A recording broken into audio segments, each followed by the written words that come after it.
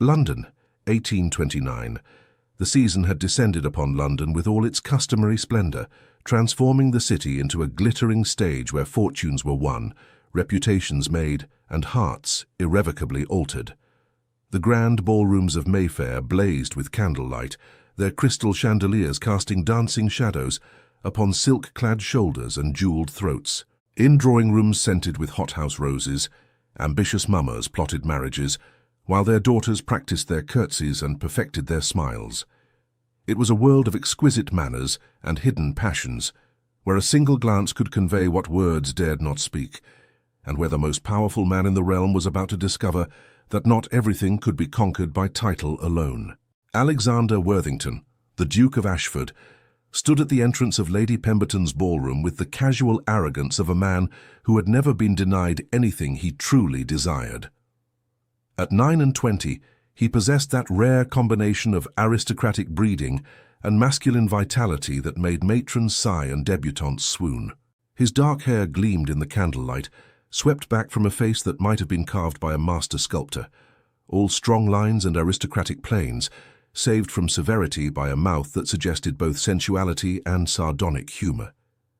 His evening clothes were impeccably tailored, the black superfine coat sitting perfectly across shoulders, broadened by years of fencing and riding. He wore his consequence as naturally as he wore his signet ring, a man entirely comfortable in his dominion over society.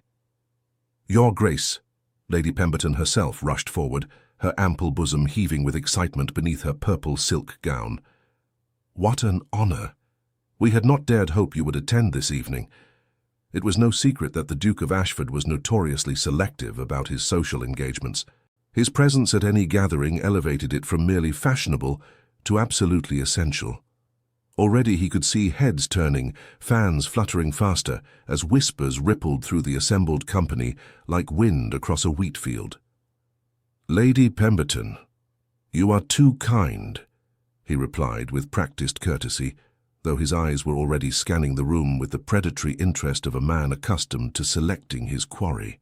The ballroom was crowded with the usual collection of hopeful debutantes, each one dressed in the obligatory white or palest pastels, their faces alight with the desperate hope that this might be the evening their fortunes changed. He had seen it all before, the calculating glances of mothers, the simpering smiles of daughters who would agree with anything he said, laugh at any jest he made, no matter how poor. It had become tedious, this endless parade of feminine acquiescence. Dear listener, I would like to invite you to like, comment, and subscribe to our channel. If you enjoy our beautiful period romances, it helps us continue bringing quality entertainment to you.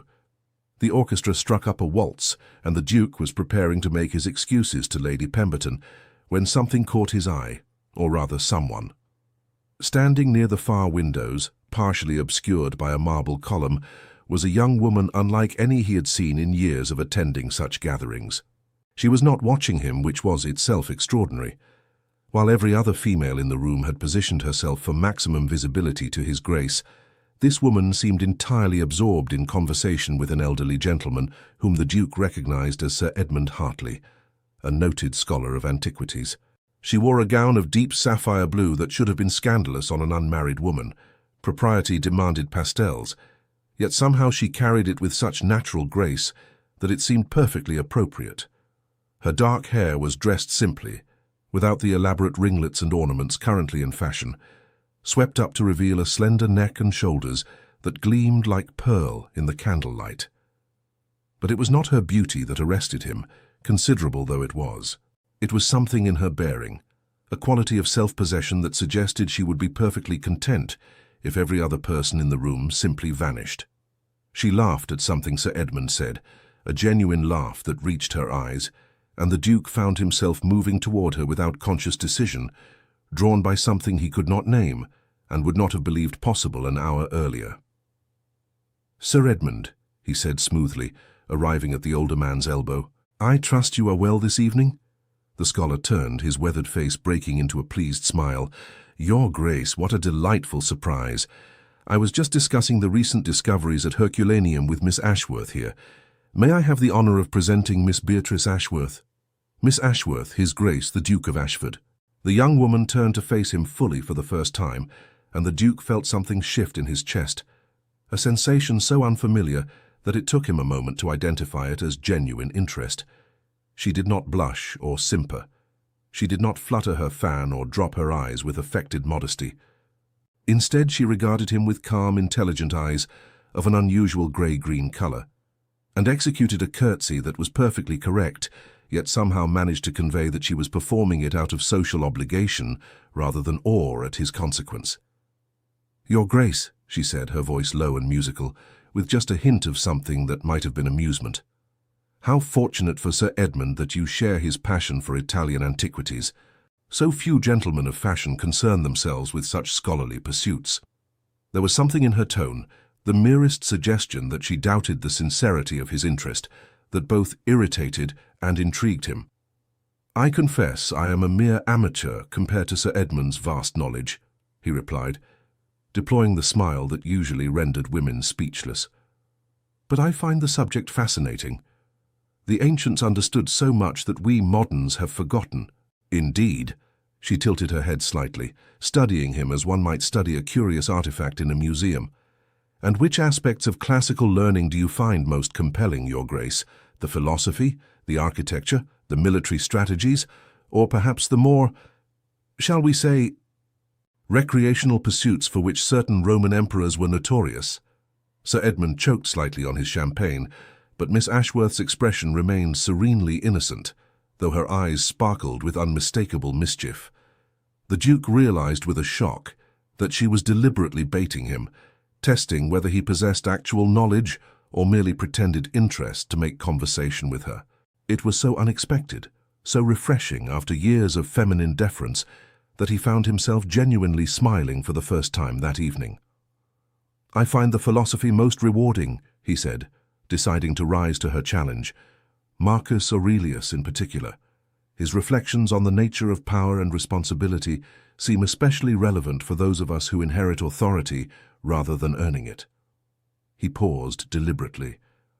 "Though I confess I also appreciate Ovid, particularly the Metamorphoses, there is something compelling about stories of transformation, of people becoming something other than what they were born to be."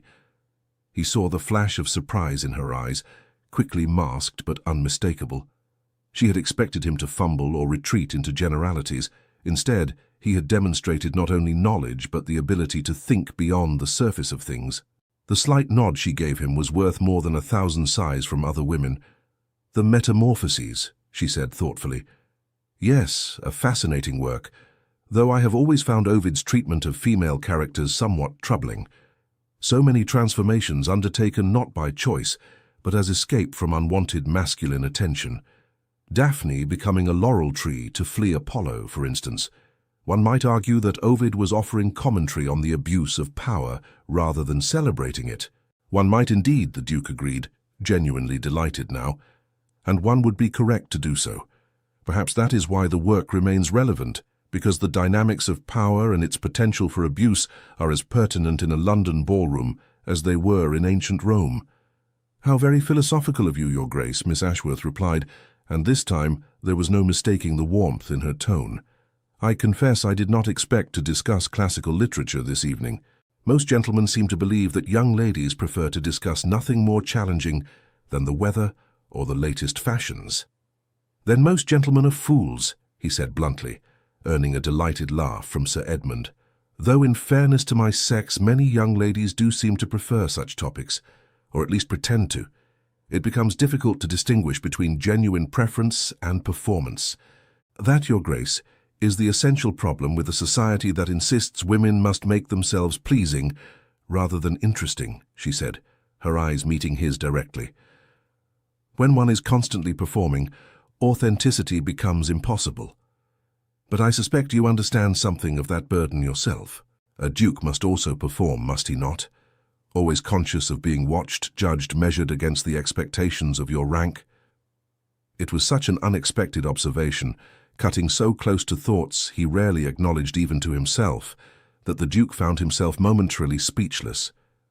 Before he could formulate a response, the music changed, and he heard himself asking, "Would you do me the honor of this dance, Miss Ashworth?" Something flickered across her face. Was it reluctance? "You are very kind, Your Grace, but I was just about to retire to the refreshment room. The evening has grown rather warm." It was a polite refusal, and for a moment the Duke simply stared at her, unable to process what had just occurred. In 7 years of attending society functions, no woman had ever declined his invitation to dance. Ever. The refusal was so unprecedented that he wondered briefly if he had misheard. "Then perhaps I might escort you," he suggested, recovering his composure. "I confess I could also benefit from some refreshment." "How thoughtful but unnecessary," she replied with a smile that was perfectly pleasant, yet somehow managed to be dismissive. "Sir Edmund has promised to show me his sketches from his recent travels. I would not wish to keep you from your other obligations, Your Grace.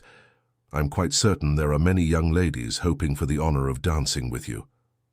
And with that, she curtsied again and allowed Sir Edmund to escort her toward the refreshment room, leaving the Duke of Ashford standing alone in the middle of Lady Pemberton's ballroom, watching her retreat with a mixture of disbelief and growing fascination. "Well," murmured Lord Thornbury, appearing at his elbow with barely suppressed mirth, "that was remarkably entertaining. The great Duke of Ashford refused by a woman. I never thought I would live to see the day." "Who is she?" the Duke asked, his eyes still following the sapphire gown as it disappeared through the doorway. "Truly, I mean, what is her situation?" Thornbury, who made it his business to know everyone's situation, was happy to oblige.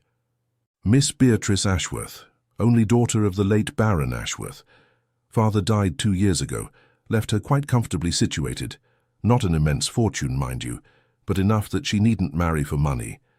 She lives with her aunt, Lady Catherine Ashworth, in a respectable house in Bedford Square. This is her 3rd season, which makes her practically a veteran of the marriage market. Rumour has it she's refused at least a dozen offers, including one from Viscount Weatherby." "Weatherby?" The Duke frowned. The Viscount was considered an excellent catch, handsome, wealthy, with an unblemished reputation. "Why would she refuse him?" "Apparently she found him boring," Thornbury said with a grin. "According to my sister, who is friendly with Miss Ashworth, the young lady has rather exacting standards.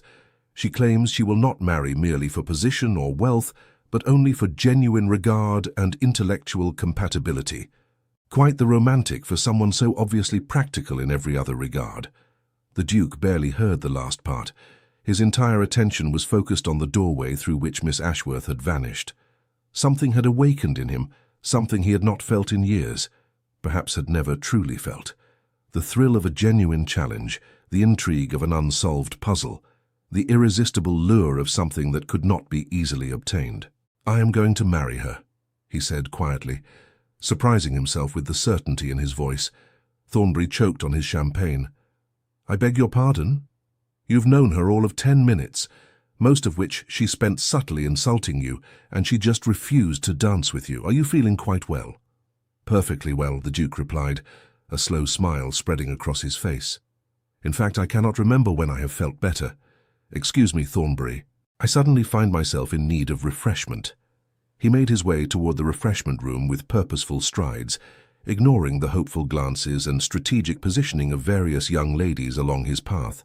The refreshment room was less crowded than the ballroom, offering some relief from the press of bodies and the overwhelming scent of perfume and hothouse flowers. He spotted Miss Ashworth immediately. She stood by a window, still in conversation with Sir Edmund, examining what appeared to be a portfolio of sketches. The Duke approached more cautiously this time, aware that he needed to modify his strategy. Miss Ashworth was clearly not impressed by title or consequence alone. She required something more, substance, perhaps, or genuine interest that went beyond superficial attraction. Very well, he could provide that. In fact, he realized with some surprise, he wanted to provide that. The prospect of an actual conversation with an intelligent woman who would challenge rather than flatter him was more appealing than anything he had experienced in years of social intercourse. "Sir Edmund," he said, arriving at the scholar's side, "I wonder if you might spare me a moment. I have been meaning to consult with you about a matter of some scholarly importance." The older man looked up with interest. "Of course, Your Grace. What matter is that?" "I am considering establishing a fund to support archaeological expeditions to Greece and Italy," the Duke said, the idea forming, even as he spoke, Though once articulated, he realized it was actually an excellent notion, and one he should have considered before. "I understand you have connections with various learned societies, and might advise me on how such a fund could be most effectively structured." Sir Edmund's weathered face lit up with enthusiasm. "Your Grace, what a splendid idea! This is precisely the sort of patronage that is so desperately needed. Yes, I would be honored to assist you in any way possible. Perhaps we might arrange a meeting at your convenience to discuss the details." "Why not now?" the Duke suggested, pulling out a chair at a nearby table. "Unless, of course, we would be interrupting Miss Ashworth's evening." He glanced at her with calculated innocence. "Not at all," Miss Ashworth replied, though her eyes told him she understood perfectly well what he was doing. "I find the prospect of actual scholarship far more engaging than the usual ballroom chatter. By all means, let us discuss your philanthropic ambitions, Your Grace. I am curious to see if they survive contact with specific details and actual financial commitment." There it was again, that subtle challenge, the suggestion that she doubted his sincerity. Rather than irritating him, it only made him more determined to prove himself. They settled at the table, and what followed was one of the most remarkable hours of the Duke's life. What began as a strategy to maintain Miss Ashworth's presence became a genuinely absorbing discussion of classical archaeology, the best methods for preserving ancient artifacts, and the political complications of conducting excavations in territories controlled by the Ottoman Empire. Miss Ashworth, it transpired, was not merely well-read but genuinely scholarly in her interests. She had taught herself ancient Greek and was working her way through Latin, the better to read classical texts in their original languages. She had strong opinions about the proper methods for excavating archaeological sites, opinions that sometimes differed from Sir Edmund's, but were always well-reasoned and supported by evidence. She spoke with passion about the importance of preserving context, of recording exactly where each artifact was found, of treating ancient sites as sources of knowledge rather than merely repositories of treasures to be plundered for private collections. The Duke found himself contributing far more than he had intended, drawing on his own extensive education and his genuine interest in history and philosophy. The conversation ranged from the practical to the theoretical, from discussions of funding mechanisms to debates about the nature of historical knowledge itself.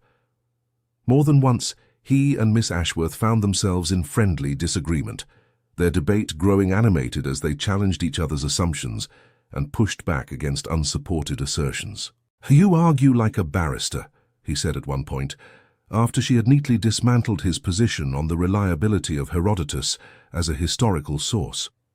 "I shall choose to take that as a compliment," she replied, her eyes sparkling with pleasure, "though I suspect many gentlemen would consider it an insult to a lady's feminine delicacy." "Then many gentlemen are idiots," he said bluntly.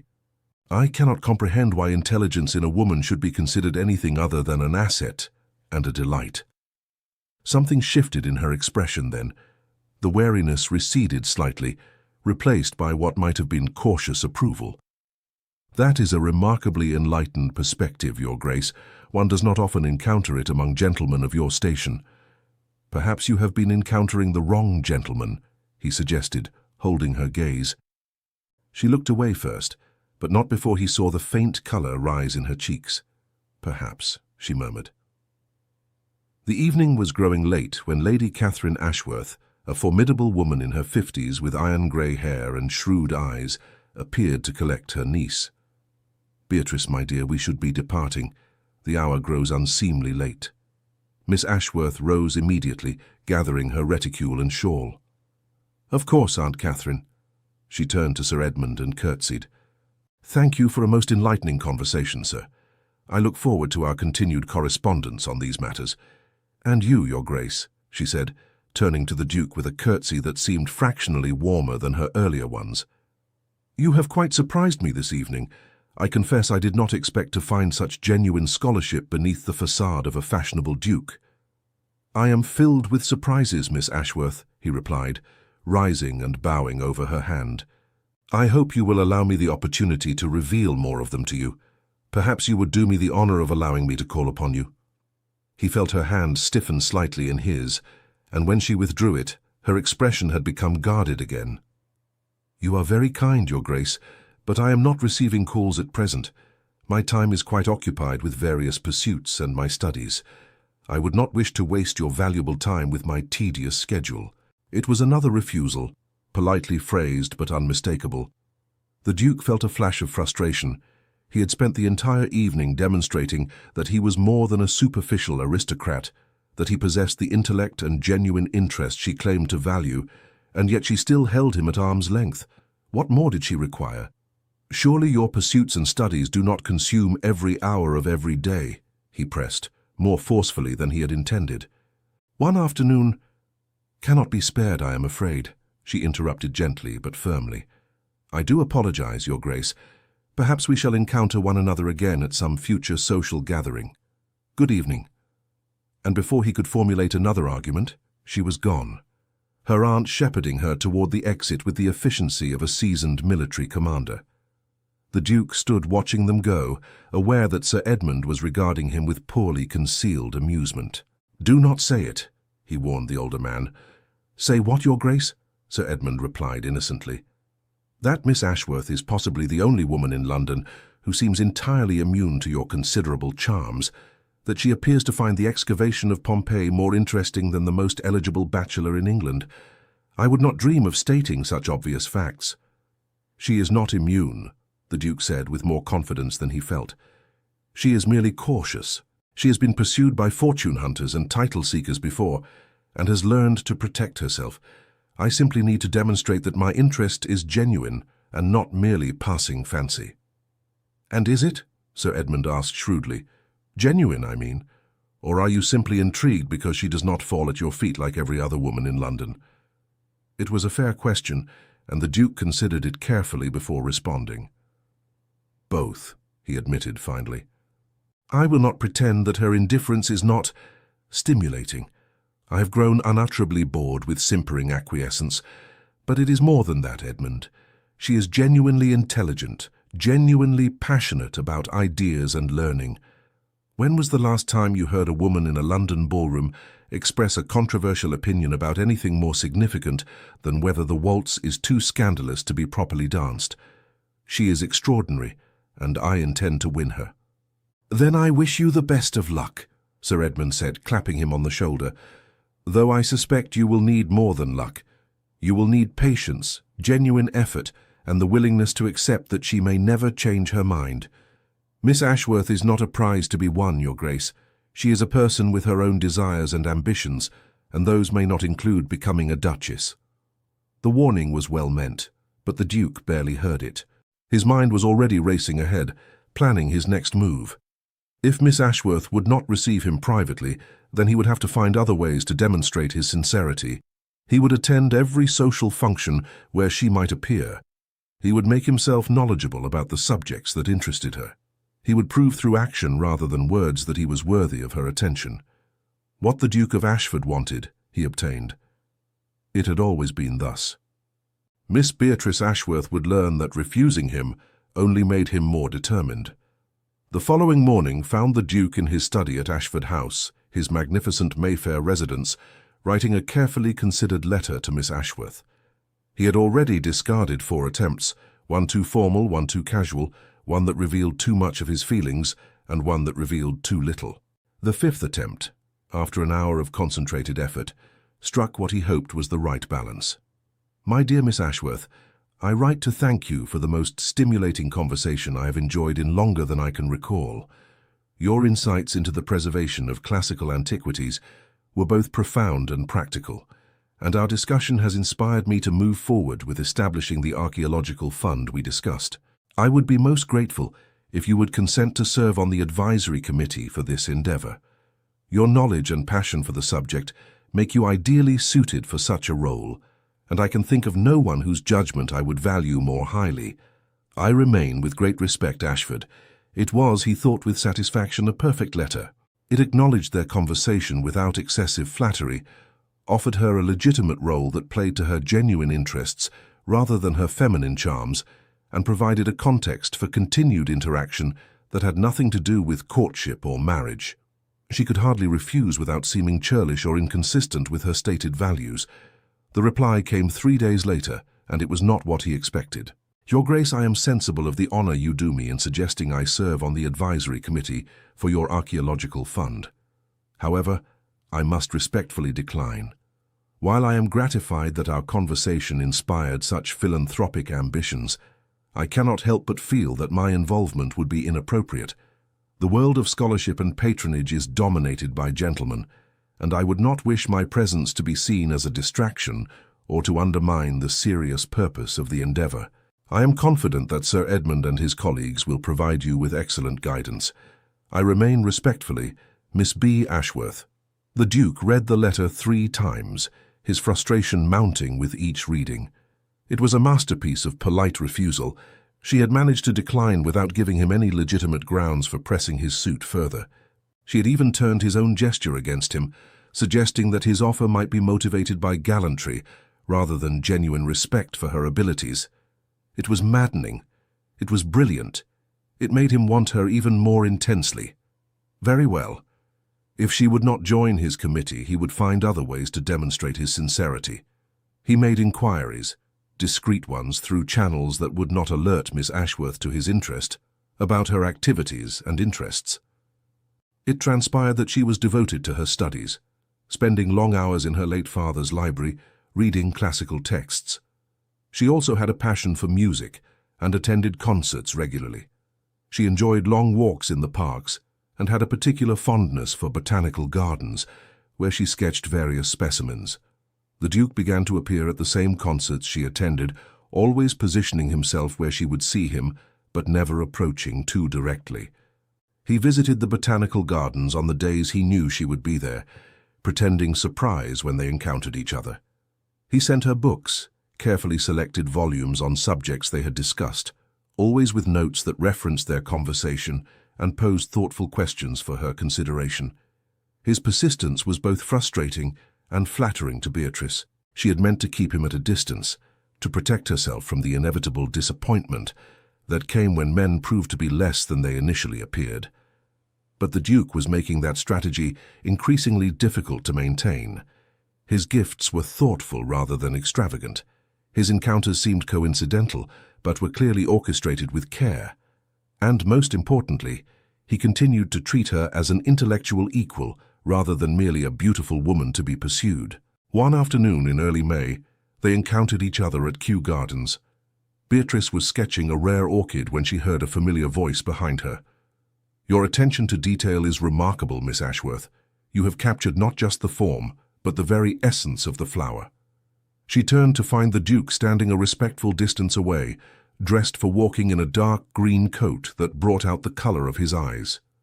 "Your Grace," she said, rising and executing a curtsy. "What a surprise to find you here." "Is it?" he asked with a slight smile. "I confess I hoped I might encounter you. Your aunt mentioned at Lady Thornbury's musical that you often visit the gardens on Wednesday afternoons." "You spoke with my aunt?" Beatrice asked, surprised and slightly alarmed. "Briefly," he assured her. "I simply inquired about your health and mentioned how much I had enjoyed our conversation at Lady Pemberton's ball. Lady Catherine was kind enough to suggest that we shared similar interests in botanical subjects." He gestured to the path. "Might I walk with you? I promise to be respectful of your time and your preference for solitude." Beatrice hesitated. Every instinct warned her to refuse, to maintain the distance she had so carefully established. But another part of her, a part she had been trying to ignore, wanted to accept. She was lonely, if she was honest with herself. Lonely for intelligent conversation with someone who saw her as more than merely a woman to be married off. The Duke had proven himself capable of such conversation, and she found herself wanting more of it despite her better judgment. "Very well," she said finally, "but only for a quarter hour, Your Grace. I have much work to accomplish this afternoon." "I am grateful for whatever time you can spare," he replied, offering his arm. They walked together through the gardens, and the Duke was true to his word. He asked thoughtful questions about her sketches, listened attentively to her explanations of various botanical specimens, and shared his own observations with genuine enthusiasm. There was none of the forced gallantry she had experienced with other suitors, no attempts to turn every conversation toward flattery or romance. He simply talked with her, as one scholar might converse with another. "You know," he said after they had walked for some time, I've been thinking about our conversation regarding Ovid. You made an excellent point about the problematic nature of his transformations, women fleeing masculine attention only to lose their humanity in the process. It occurs to me that much of classical literature treats women as objects rather than subjects. Surely that represents a significant limitation in our understanding of the ancient world. Beatrice stopped walking and turned to face him fully, studying his expression for any sign of artifice. That is a remarkably perceptive observation, Your Grace. Most scholars dismiss such concerns as modern sentimentality imposed upon ancient texts. They argue that we must accept the ancients on their own terms, rather than judging them by contemporary standards. "And you disagree?" he asked, genuinely curious. "I think there is merit in both approaches," she said carefully. "We should strive to understand the ancients in their own context, yes, but we should also be willing to critique aspects of their culture that we now recognize as unjust or harmful. Understanding need not preclude judgment, any more than appreciation need preclude criticism." "Exactly so," he agreed with evident pleasure. "Miss Ashworth, do you realize how rare it is to find someone willing to engage with ideas at this level? Most people I encounter either agree with everything I say out of deference to my rank, or disagree merely to be contrary. You argue from genuine conviction and reasoned analysis. It is refreshing." The color rose in her cheeks at his praise, but she held his gaze steadily. "I could say the same of you, Your Grace. I confess I did not expect to find such genuine intellectual curiosity in a duke. Most aristocrats seem content to rest on their titles and leave scholarship to others." "Then we have both been pleasantly surprised by each other," he said softly. And there was something in his voice, a warmth and intimacy that made her breath catch. She looked away, suddenly aware of how close they were standing, of the intent way he was looking at her. "I should return home," she said, her voice not quite steady. "My aunt will worry if I am gone too long." "Of course," he said immediately, stepping back to give her space. "Thank you for allowing me to walk with you, Miss Ashworth.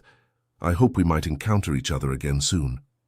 "Perhaps," she said non-committally, though they both knew it was not truly a matter of chance.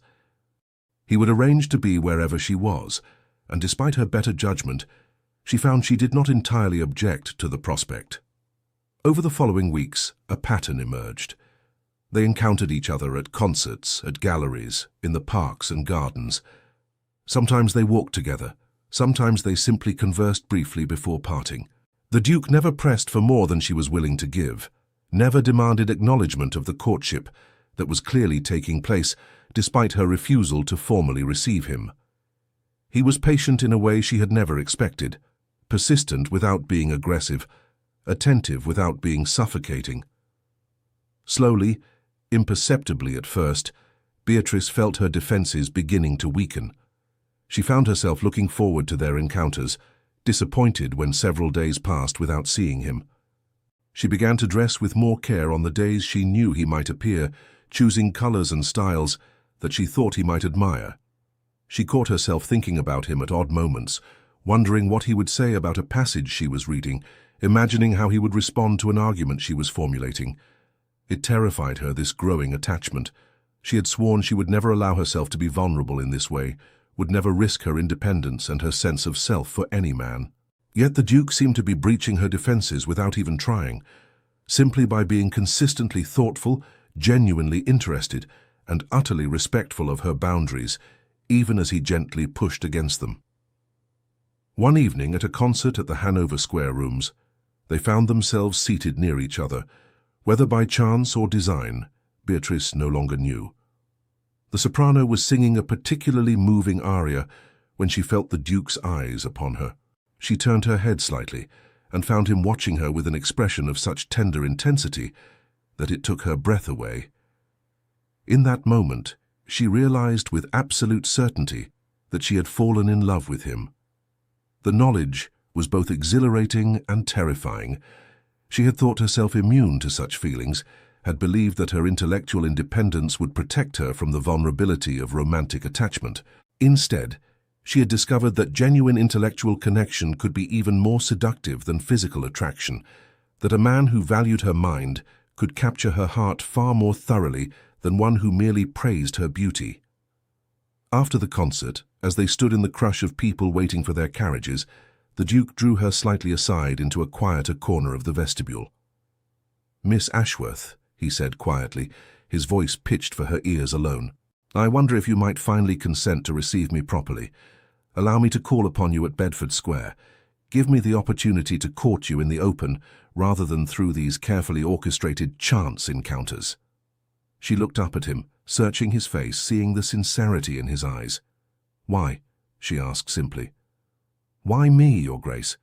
London is full of beautiful women who would be thrilled to receive your attentions. Women who would be far easier to court, who would not challenge you at every turn, who would be grateful for your interest rather than suspicious of it. Why pursue someone who has made it abundantly clear that she does not wish to be pursued?" "Because you are worth pursuing," he said immediately. "Because you challenge me to be better, to think more deeply, to look beyond the surface of things. Because when I am with you, I feel more truly myself than I do in any other company. And because, Beatrice," he used her given name deliberately, watching her eyes widen at the intimacy, "I have fallen completely and irrevocably in love with you, and I cannot imagine spending my life with anyone else." The breath left her lungs in a rush. She had expected many things, but not this. Not such a direct and unequivocal declaration. "You do not know what you're saying," she whispered. "You cannot truly want to marry someone like me. I would argue with you constantly. I would challenge your opinions. I would never be content to simply manage your household and smile prettily at social functions." "I know," he said, taking her hands in his, a boldness given their public location, but he seemed beyond caring about propriety. "That is precisely why I want to marry you. Beatrice, I do not want a conventional duchess. I want you, with all your arguments and challenges and intellectual passions. I want to come home at the end of the day and discuss philosophy with you until we fall asleep mid-debate. I want to watch you pursue your studies and know that I am married to a woman who values knowledge as much as I do. That is the life I want, and I can only have it with you." Tears pricked at her eyes, and she blinked them back furiously. "What if society disapproves? What if I embarrass you with my unconventional behavior?" "Then society can go to the devil," he said fiercely. "Beatrice, you could never embarrass me. You could only make me proud. Please allow me to call upon you properly. Give me the chance to prove that I mean every word I am saying." She wanted to say yes. Every fiber of her being wanted to accept his declaration and his courtship. But fear held her back. Fear of disappointment. Fear of losing herself. Fear of discovering that his interest was merely the thrill of conquest and would fade once she surrendered. "I need time to think," she said finally. "This is all happening so quickly, and I cannot make such an important decision in haste." "Take all the time you need," he assured her, though his eyes showed his disappointment. "I will wait, Beatrice. However long it takes, I will wait for you." That night, Beatrice could not sleep. She paced her bedchamber, wrestling with the decision that would determine the course of her entire life. On one side lay safety, continuing as she was, independent and unattached, free to pursue her studies without interference. On the other lay risk, the possibility of happiness with a man who seemed to understand her, but also the possibility of heartbreak if he proved false.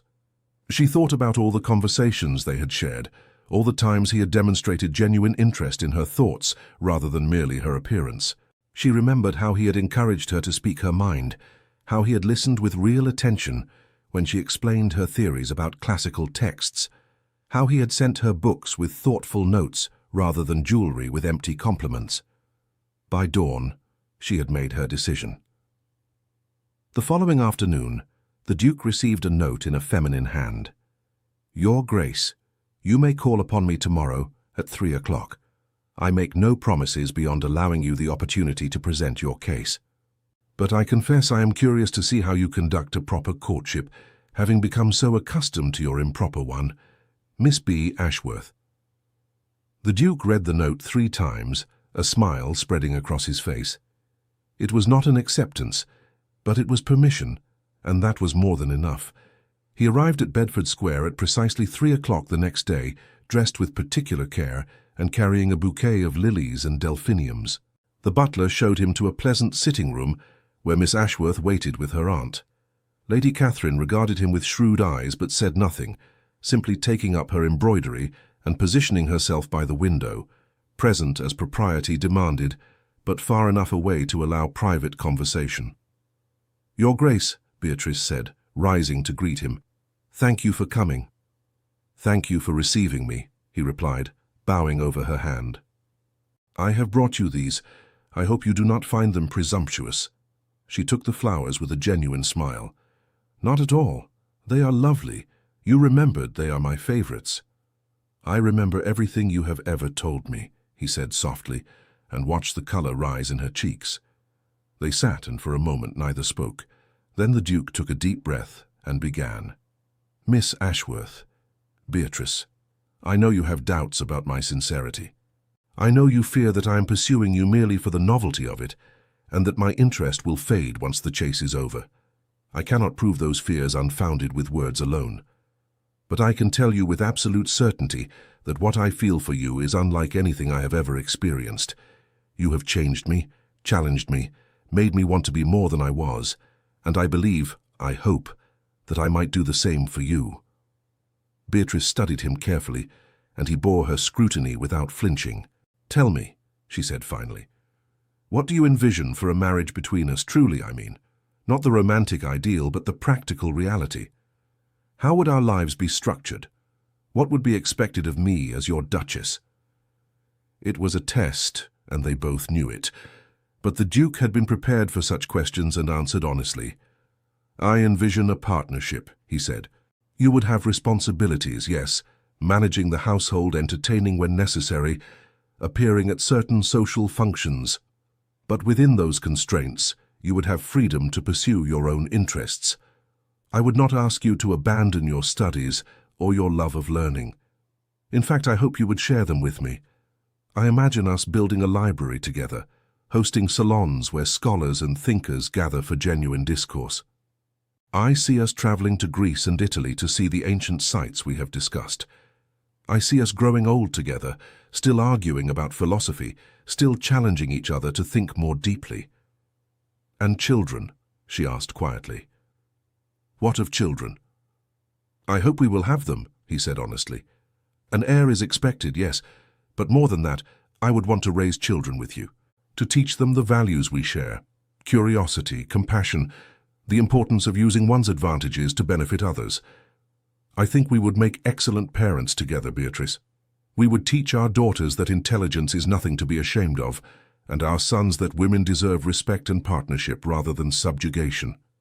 She was quiet for a long moment, and he could see the war being waged behind her eyes, hope battling with fear, desire fighting against caution. Finally, she spoke. "I am afraid," she said softly. "I am terrified of wanting this, of wanting you, and then discovering that it was all an illusion, that you would eventually grow tired of my unconventional ways and wish you had chosen someone more biddable." "Then let me prove it to you," he said urgently, leaning forward, not with grand gestures or empty promises, but with time and consistency. "Let me court you properly, openly. Let me show you every day in 100 small ways that I mean everything I say. And when you are finally convinced that this is real, that I will never ask you to be anything other than exactly who you are, then, and only then, will I ask you to marry me. Is that fair?" She looked at him for a long moment, and he saw tears gathering in her eyes. "Yes," she whispered. "Yes, that is fair. But Alexander, you should know, I am already half in love with you, and it terrifies me." His heart soared at her admission, but he kept his voice calm, gentle. "Then let us be terrified together. I promise you, Beatrice, whatever comes, we will face it side by side." Thus began the most unusual courtship London society had seen in years. The Duke called upon Miss Ashworth regularly, always proper, always respectful of her boundaries, but making his devotion increasingly clear. They walked in the parks, discussing everything from classical philosophy to modern politics. They attended lectures and concerts together, always properly chaperoned but clearly absorbed in each other's company. They exchanged books and long letters debating various scholarly points. Most remarkably, the Duke began to involve Miss Ashworth in his affairs, seeking her advice on the management of certain aspects of his estates, asking her opinion on matters of genuine importance, actually implementing her suggestions when they proved sound. It was unprecedented for a duke to consult with an unmarried woman on such matters, but Alexander cared nothing for precedent. He valued Beatrice's intelligence and judgment, and he wanted her, and society, to see that he truly viewed her as an equal partner. Society predictably had much to say about the unconventional courtship. Some approved, seeing in the Duke's pursuit a genuine affection that transcended mere physical attraction. Others were scandalized, viewing Miss Ashworth as too intellectual, too opinionated, too unsuitable for a duke. The gossip grew so intense that Lady Catherine finally addressed it with her niece one evening. "Beatrice, my dear, you must know that people are talking. They say you are too bookish, too argumentative, that you will make an unsuitable duchess. Some are already predicting that the Duke will tire of you once the novelty wears off." "I know," Beatrice said quietly. "Do you think they are right?" Lady Catherine set down her needlework and looked at her niece with surprising gentleness. "I think the Duke of Ashford is besotted with you in a way I have rarely seen. I think he genuinely values your mind and your spirit. But more importantly, I think you need to decide whether you value his regard enough to brave society's censure. Because, my dear, if you marry him, there will be censure. You will be watched and judged far more closely than any conventional duchess. Are you prepared for that?" Beatrice considered the question carefully. "I think," she said slowly, "that if I have Alexander beside me, truly beside me, as a partner and equal, I can weather any amount of society's disapproval. It is only if I were to face it alone, or worse, with a husband who secretly agreed with the critics, that I would falter." "Then you must be certain of his constancy before you commit yourself," Lady Catherine advised. "Make him prove his devotion beyond any doubt, and only when you are entirely convinced should you accept his suit." It was wise counsel, and Beatrice took it to heart. She continued to hold the Duke at a careful distance, watching him, testing him in subtle ways, and Alexander, with remarkable patience, accepted every test and passed them all. When she deliberately took a controversial position at a dinner party, arguing that women should receive proper education in mathematics and sciences, he supported her publicly, despite the shocked reactions of the other guests. When she expressed interest in attending a lecture at the Royal Society, traditionally closed to women, he used his influence to secure her admission and escorted her there himself, ignoring the disapproving stares. Most tellingly, when his father summoned him for what was clearly meant to be a serious conversation about his choice of bride, Alexander went to the meeting with Beatrice at his side, making it clear that he would not discuss his intended wife behind her back. The Dowager Duke received them in his study, his expression stern. "Alexander, I have been hearing remarkable things about your courtship. It seems you have chosen a most unconventional young lady." "I have chosen an extraordinary woman," Alexander corrected firmly. "Miss Ashworth, may I present my father, the Dowager Duke of Ashford. Father, Miss Beatrice Ashworth." Beatrice curtsied gracefully, meeting the older man's appraising gaze without flinching. "Your Grace, I am honored to make your acquaintance." The Dowager Duke studied her for a long moment before speaking. "Miss Ashworth, my son seems quite determined to marry you, despite the fact that you appear to lack many of the qualities traditionally valued in a duchess. You are outspoken where discretion is expected, intellectual where ornamental would suffice, and controversial where conventional would be far more comfortable. Can you explain to me why I should welcome such a match?" It was a brutal question, but Beatrice answered it calmly. "I cannot, Your Grace. I can only tell you that I love your son, and that I believe I can make him happy, not by conforming to what others expect a duchess to be, but by being a true partner to him. If that is insufficient for your approval, then I am sorry, but I will not pretend to be something I am not." A ghost of a smile flickered across the Dowager Duke's face. "You have spirit. I will grant you that. Very well. Let me ask you this. If you marry my son, you will have considerable responsibilities. Can you fulfill them while maintaining this fierce independence you value so highly?" "I believe I can with Alexander's support," Beatrice replied.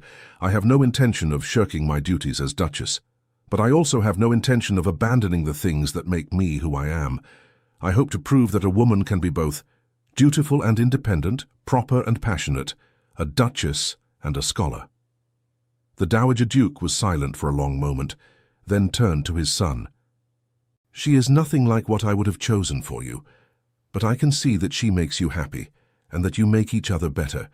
You have my blessing, though I reserve the right to say, I told you so, if this unconventional marriage proves difficult.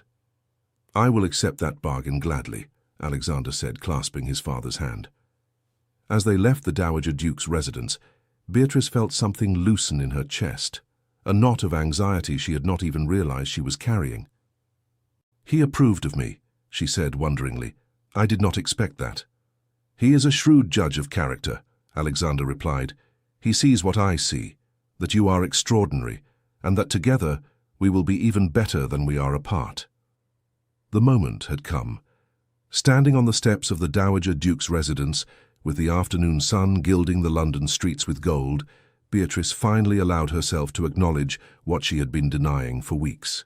She was in love with Alexander Worthington, Duke of Ashford, completely, irrevocably, terrifyingly in love.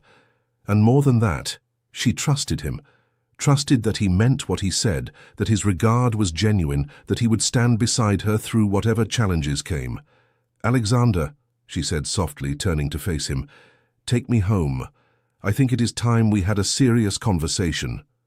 They rode to Bedford Square in charged silence, both aware that something momentous was about to occur. Lady Catherine, with the discretion that had endeared her to her niece, excused herself shortly after their arrival, leaving them alone in the sitting-room. Beatrice, Alexander began, but she held up a hand to stop him. Let me speak first, she said. I have been unfair to you. I have held you at a distance, tested you at every turn, demanded that you prove yourself again and again when you had already demonstrated your sincerity dozens of times over. I did this because I was afraid of wanting something so much and then losing it, afraid of being vulnerable, afraid that love would mean the loss of myself. She paused, gathering her courage, then continued. But you have shown me that I was wrong. That love, true love, the kind based on mutual respect and genuine partnership, does not diminish either person. It elevates both. You have made me braver, Alexander. You have made me believe that I can have both independence and companionship, both intellectual freedom and romantic love. And so I am ready to stop testing you and start trusting you. I am ready to say yes. Yes? He repeated, hardly daring to breathe. Yes, I will marry you, she said, smiling through the tears that were now streaming down her face. Yes, I will be your duchess and your partner, and your equal. Yes, I will spend my life arguing with you about philosophy and exploring ancient ruins and building something extraordinary together. Yes to all of it, Alexander. Yes. He closed the distance between them in 2 strides and pulled her into his arms, claiming her lips in a kiss that was both tender and passionate, a perfect expression of everything they felt for each other. When they finally broke apart, both breathless, he rested his forehead against hers. I love you, he whispered. I will spend every day of my life proving that this was the right decision. You will never regret choosing me, Beatrice. I swear it. I know, she replied softly. I already know. The announcement of their engagement caused exactly the sensation they had anticipated. The newspapers were full of it, some celebrating the match as a triumph of genuine affection, others denouncing it as the ruin of one of England's most distinguished ducal lines. Society divided into camps, and for several weeks there was no more discussed topic in London's drawing rooms than the Duke of Ashford's controversial choice of bride. But Alexander and Beatrice barely noticed the gossip. They were too absorbed in each other, in planning their future together, in the joy of finally being able to openly acknowledge their feelings. They spent their days together, walking, talking, laughing, arguing about everything and nothing. The Duke introduced Beatrice to his friends and associates, making it clear that her opinions were to be valued and her presence welcomed. Beatrice, in turn, began to embrace the idea of becoming a duchess, seeing it not as a loss of identity, but as an opportunity to use her position for good. One evening, several weeks after their engagement, They attended a ball at Thornbury House. As they stood together on the edge of the dance floor, Alexander's father approached them. The Dowager Duke had been observing his son's relationship with growing interest, and tonight he had something to say. Meu filho, Londres está cheia de moças lindas que dariam tudo para se casar com você. Por que ela? Alexander smiled and looked at Beatrice, who was engaged in animated conversation with Sir Edmund about some recent archaeological discovery. Porque nenhuma mulher me faz sentir como ela, papai. Ao lado dela, sinto que posso fazer qualquer coisa. The Dowager Duke followed his son's gaze and nodded slowly. I understand, he said quietly. Your mother made me feel the same way. You have chosen well, my son. The wedding took place in October at St. George's, Hanover Square. Despite the controversy surrounding their engagement, the church was packed with well-wishers, scholars mixing with aristocrats, friends from all walks of life gathered to celebrate this most unusual union. Beatrice walked down the aisle in a gown of ivory silk, carrying lilies and delphiniums, her face radiant with happiness. When it came time for the vows, they spoke the traditional words, but Alexander added a promise of his own.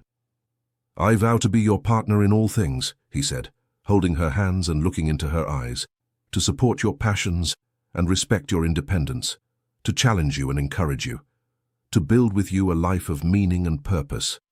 This I promise before God and all these witnesses.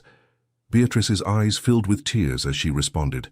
And I vow to stand beside you as an equal, she said, to share with you my thoughts and dreams, to argue with you and laugh with you, to create with you a partnership that honors both of us.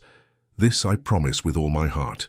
When the vicar pronounced them man and wife, and Alexander kissed his duchess for the first time in public, the church erupted in applause, highly improper according to traditional standards, but somehow perfect for this most unconventional of marriages. The years that followed proved the wisdom of their choice. Alexander and Beatrice built a life together that was both deeply romantic and intellectually fulfilling. They established a magnificent library at Ashford House, hosting regular gatherings where scholars and thinkers met for genuine discourse. They traveled extensively, visiting the ancient sites they had discussed during their courtship. They managed the estates together, with Beatrice proving to have excellent judgment and administrative skills that complemented her husband's strengths. Most importantly, they remained partners in the truest sense. They argued frequently about everything from philosophy to estate management, but their arguments were spirited rather than bitter, motivated by mutual desire to reach the best conclusions rather than to dominate each other. They challenged one another constantly, pushing each other to think more deeply, to consider perspectives they might otherwise have missed, and through it all, they loved each other with a devotion that only grew stronger with time. They had 4 children, 2 sons and 2 daughters, who were raised in an atmosphere of intellectual curiosity and mutual respect. The children watched their parents debate complex ideas at the dinner table and learned that disagreement need not mean disrespect. They saw their mother treated as an equal partner in all matters and learned that women were just as capable of serious thought as men. They observed their father supporting their mother's scholarly pursuits and learned that true strength lay in lifting others up rather than holding them down. On their 10th wedding anniversary, they hosted a small dinner party at Ashford House for their closest friends.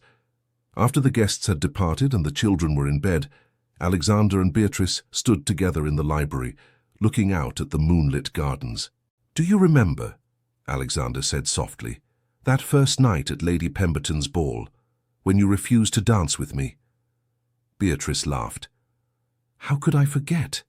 I was so determined to dislike you, so certain that you were just another arrogant aristocrat who wanted a pretty ornament rather than a real partner. And I was so arrogant, he admitted ruefully.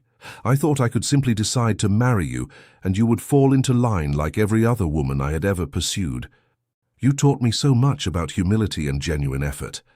She turned in his arms to face him, reaching up to cup his cheek.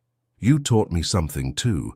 You taught me that it was possible to be loved for exactly who I am, without pretense or performance. That was a gift beyond price, Alexander.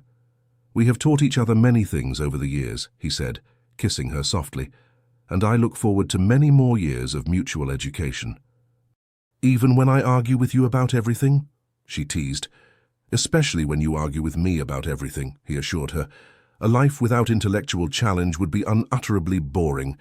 I would far rather spend my days debating with you than agreeing with someone less interesting. She laughed, that genuine, unguarded laugh that still had the power to make his heart soar.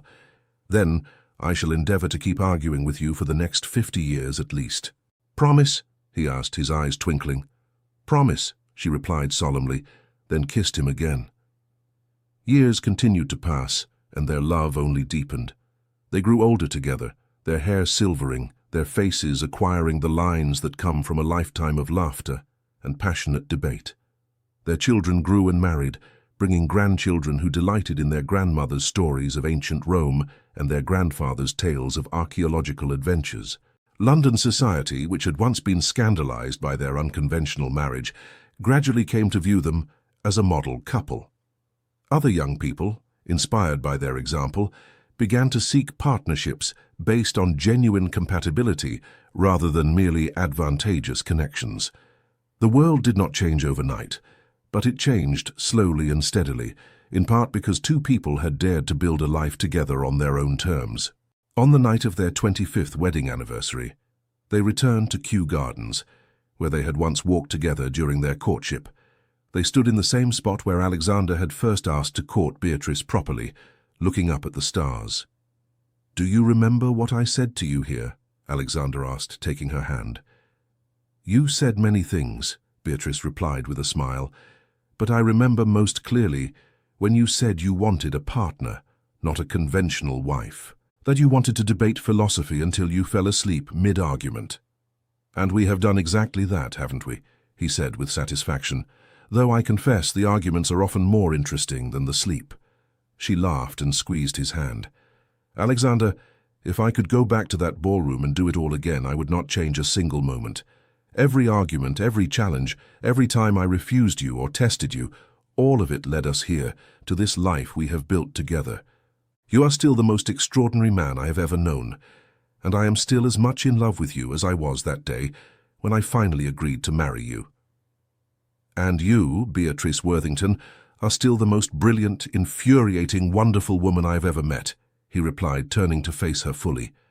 "You wore down my arrogance not through submission, but through being so completely yourself that I could not help but be changed by knowing you. You showed me what real partnership looks like, and I am grateful for it every day." They kissed there under the stars, two people who had found in each other something rare and precious, a love that did not demand conformity but celebrated authenticity, a partnership that made both of them better than they could have been alone, a marriage that had become a testament to what was possible when two people truly saw each other as equals. And if their story inspired others to seek the same kind of partnership, to value substance over superficiality, authenticity over performance, then that was perhaps their greatest legacy, the proof that love, when built on a foundation of mutual respect and genuine affection, could transform not just two lives but ripple outward to touch countless others. As they walked back through the gardens hand in hand, Beatrice thought about that frightened young woman who had been so certain that marriage would mean the end of everything she valued. How wrong she had been. Marriage to Alexander had not been an ending but a beginning, the start of an adventure that had exceeded every hope and dream she had barely dared to have.